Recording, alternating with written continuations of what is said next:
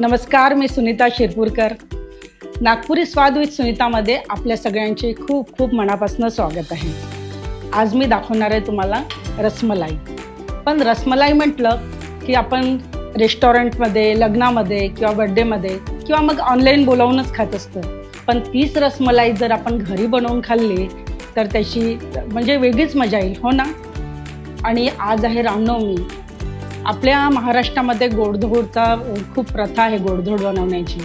तर रामनवमी निमित्त मी आज तुम्हाला रसमलाई करून दाखवणार आहे आणि तुम्हा सगळ्यांना रामनवमीच्या खूप खूप मनापासून शुभेच्छा. सर्वप्रथम मी 1 लिटर दूध घेतलेलं आहे हे रसमलाई करता. इथे 1 कप साखर घेतलेली आहे, ड्रायफ्रूट्स घेतलेले आहे, हे एकदम पिस्ता घेतले, विनेगर घेतला आहे, दूध फाडायला विनेगर लागेल आपल्याला, कलर, कॉर्नफ्लावर आणि केशर. हे इसेन्स घेतलेलं आहे. इथे मी दूध गरम करायला ठेवलेलं आहे. आपल्याला रसमलाई करायचे. सर्वप्रथम काय करायचं, दूध आपल्याला फाडायचं आहे, दूध नासवायचं आहे आणि त्याचं आपल्याला पनीर बनवायचं आहे. तर यासाठी आता हे दूध गरम होत आहे. मी यामध्ये 2 चम्मच विनेगर टाकत आहे. आपल्या जर विनेगर नसलं तर आपण लिंबू टाकून सुद्धा या दुधाला फाडू शकतो.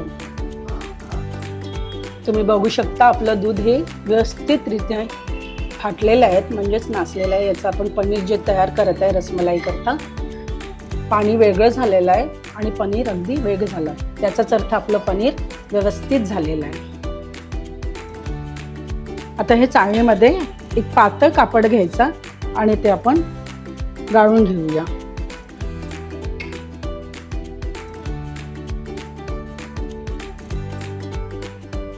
दूध फाडताना आपण काय केलं, यामध्ये विनेगर घेतलं आणि मग ती रसमलाई करताना विनेगरचा वास येऊ नये त्याकरता थोडंसं थंड पाणी टाकायचं यावर. आणि हे 5 ते 10 मिनिट आपण असंच याला बांधून ठेवूया. त्यामुळे काय होईल, यातलं पाणी सगळं निघून जाईल आणि आपल्याला जे पनीर पाहिजे आहे रसमलाई करता ते मिळेल. आपलं हे पनीर आता व्यवस्थित तयार झालेलं आहे. यामध्ये आता थोडंसं कॉर्नफ्लॉवर टाकतोय मी. याच्या आपल्याला टिक्क्या तयार करायच्या आहे.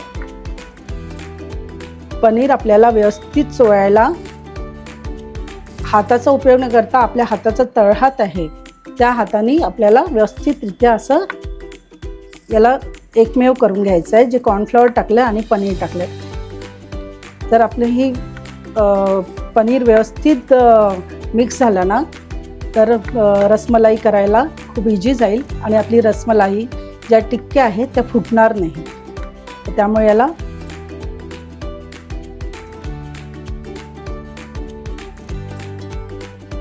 आपला गोळा व्यवस्थित तयार झालेला आहे. हा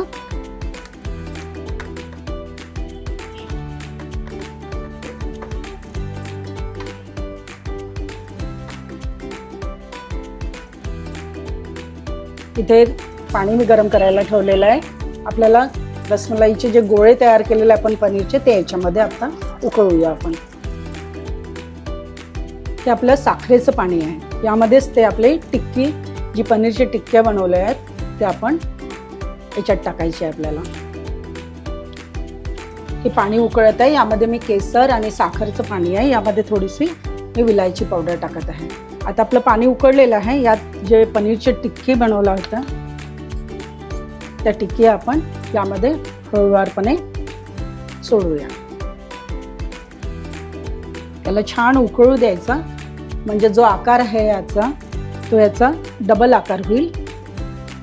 आपली रसमलाईच्या ज्या टिक्की आहेत आपण उकळत्या पाण्यात टाकल्या होत्या साखरेच्या, त्या बघा कशा टंब फुगलेल्या आहेत. त्यांनी आकार एकदम चेंज केलेला आहे. याचाच अर्थ की आपल्या रसमलाई करता ह्या टिक्क्या कंप्लीट झालेल्या आहेत. आपण याला आता थंड करूया.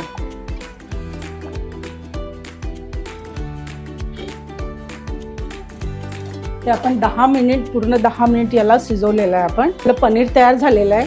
आता रसमलाई करता आपल्याला काय करायचं आहे, त्याचा रस तयार करायचा आहे. त्यासाठी आपल्याला दूध लागणार. मी हे अर्धा लिटर दूध घेतलेलं आहे.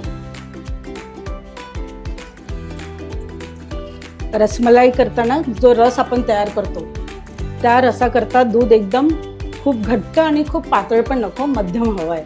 म्हणजे काय होतं, आपण जी रसमलाई करता जी टिक्की तयार करू ना, जे पनीर तयार केलं आहे ते हे दूध आहे त्यामध्ये व्यवस्थित असं आतमध्ये जाईल आणि आपली रसमलाई आहे ती लुसलुसीत आणि मऊ होणार. याकरता आपण अर्धा कप साखर टाकलेली आहे दुधामध्ये, थोडे काजू किसमिसचे काप टाकलेले आहेत, थोडासा फूड कलर,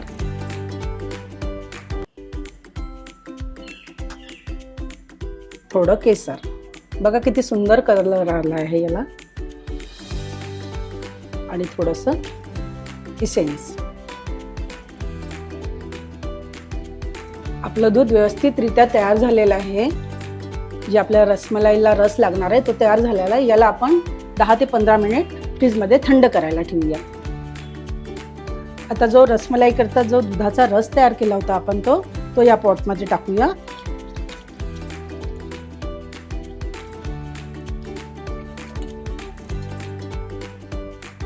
ही रसमलाई आपली एकदम तयार झालेली आहे.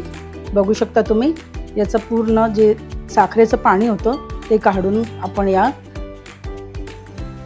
पॉटमध्ये टाकूया.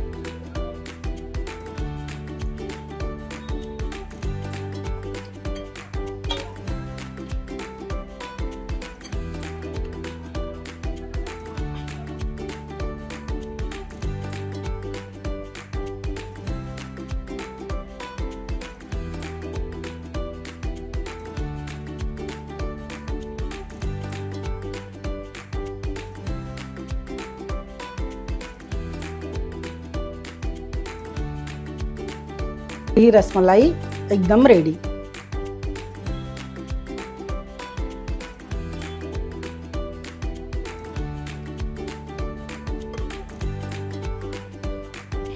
आता याला आपण काजू किसमिसी थोडं गार्निश करूया.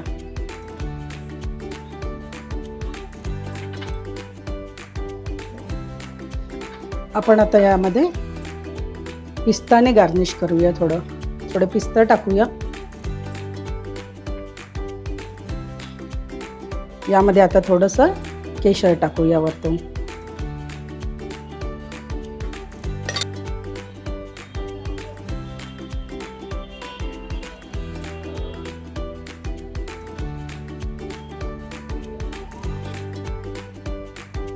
रेस्टॉरंटमध्ये जशी रसमलाई मिळते तशीच रसमलाई आपण आज घरी तयार करून दाखवली.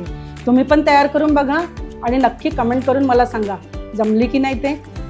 नागपुरी स्वाद विथ सुनीता या यूट्यूब चॅनलला बेल आयकॉन क्लिक करून नक्की सबस्क्राईब करा आणि फेसबुक, इंस्टाग्रामवर लाईक, फॉलो करायला विसरू नका.